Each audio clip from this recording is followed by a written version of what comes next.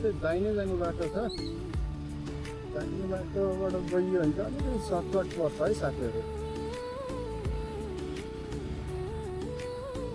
सिधै टोखा गणेश मन्दिर ठ्याक्क त्यहाँ पुग्छौँ। त्यहाँ सिधा गएपछि हामी गणेश्वर महादेव मन्दिर जाने बाटो सिधा पर्छ है गाडी। यहाँबाट घुम्नु बाटो पनि भर्खर पिच गरेको एकदम राम्रो पिलो बाटो रहेछ यहाँ चाहिँ।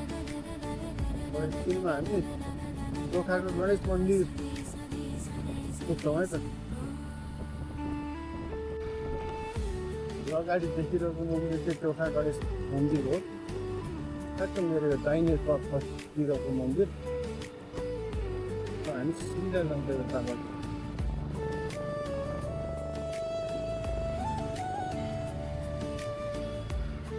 यता फेरि दाहिने लाग्यो भने चन्देश्वरी मन्दिर पनि छ। तर सिधा जान्छ है।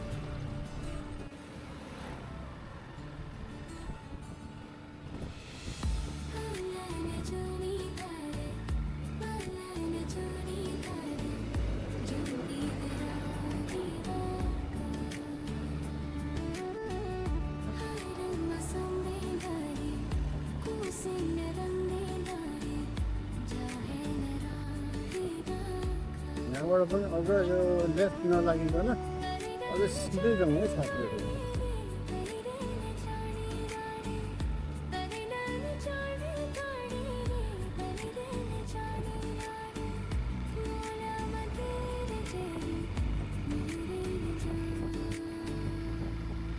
यतातिर त पानी पर्दै रहेछ।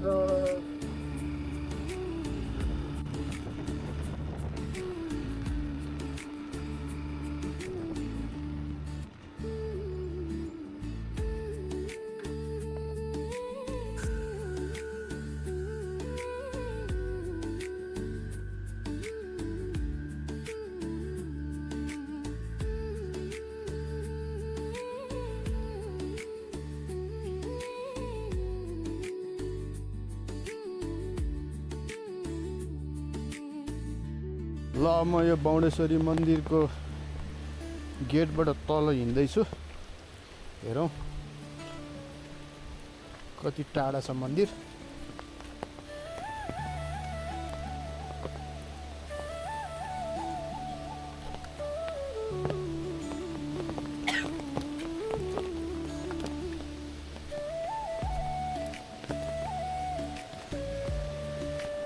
पानी पनि एकछिन रोकिन्छ कि भनेर बसेको त्यहाँ आधी घन्टाहरू भयो खै रोकिँदै नरोकेर केही सिप्न लागेर अनि हिँडेको म त।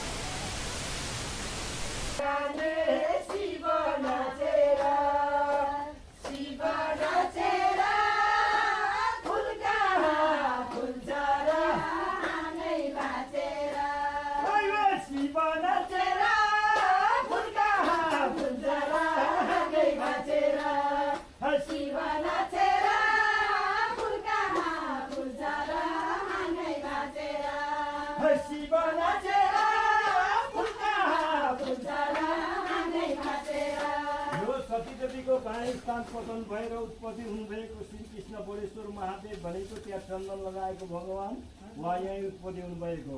जय शम्भु भोलेनाथ बाबाको देही पाल्नु भएको भक्तजनहरूको।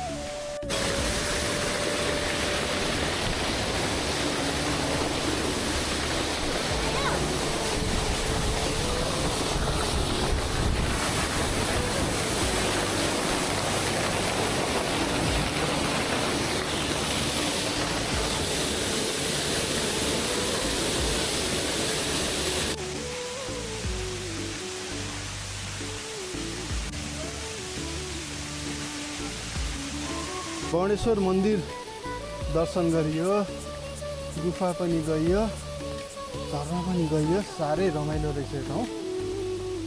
अब हाम्रो आजको यात्रा चाहिँ लगभग समाप्त भयो गाइज। ल महादेवको मन्दिर यही हो, गणेश्वर महादेव गुफा झर्ना यही हो त गाइज। ल अब पानी परि नै रहेछ, देखिरहनु भएको छ।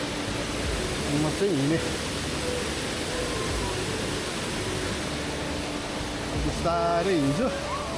अब उकालो बाटो हिँड्नुपर्छ, कति टाइम लाग्छ होइन।